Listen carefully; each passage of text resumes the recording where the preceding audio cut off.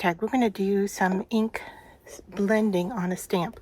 But to begin, I want to kind of just lightly get the background, give it a light color. And so I'm going to go in with fossilized amber, and I'm going to wet this. I'm working on a glass mat here. So I have wet that, and then I'm going to bring my tag in and pick up that color. And just make sure I get some everywhere I want it.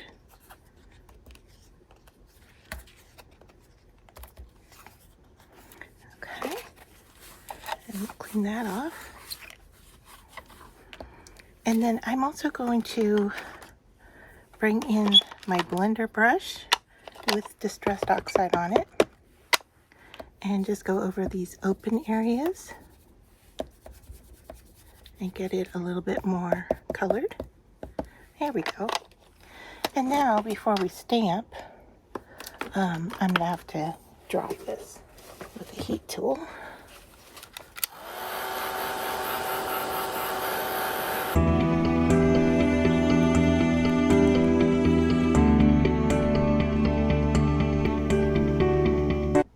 Okay, so now we're going to stamp onto our colored background.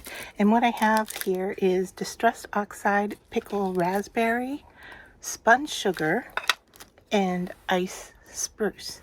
And so I'm going to go in with the light color first, and that's the Spun Sugar, putting it on a dauber, and then I'm daubing all over my flower image.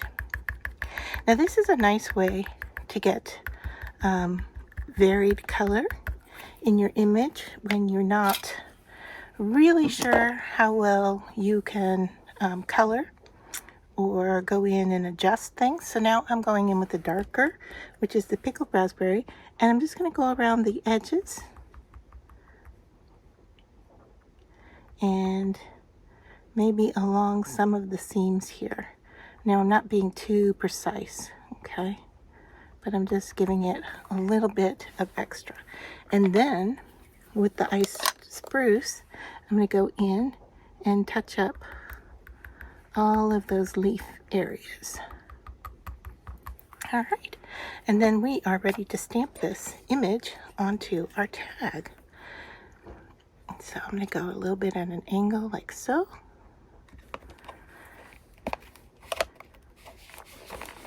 Give it some good pressure. And give it a second to settle in. And there we have it. There's our multicolored image on our tag. And so you can see where the lighter color has really started to blend in with the background. All right, and then if we want to stamp our sentiment, just go ahead and load this up with Ice Spruce.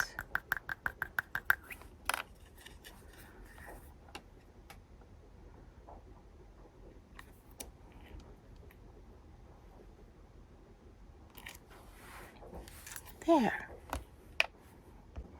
If you want to make this look more like a watercolored image, we're going to go ahead and just spray around the flowers. So I'm going to put my stamp to cover up the type because it will blend as well. And then I'm going to take, let's see, I'm going to take my water mister and just go in and mist that flower with water. And then go in and daub a little bit, lighten things up, blend things around.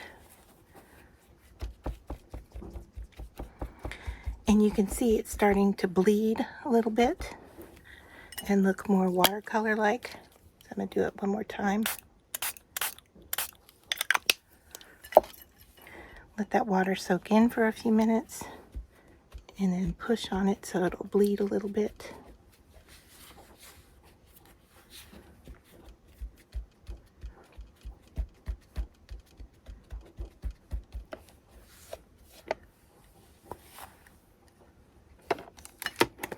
And then we'll just dry it.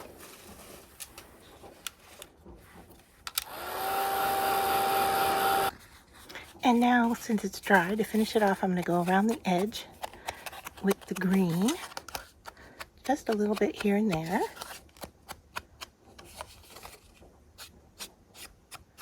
Giving it a nice edge look. Totally don't have to do this. It's just a way to finish things off if you like. Give it a little bit of a edge border. And then, if you want, like I have these Distress Oxide sprays, and I'm not going to spray this, but I'm just going to open this up and use this to kind of drop some splatters on here.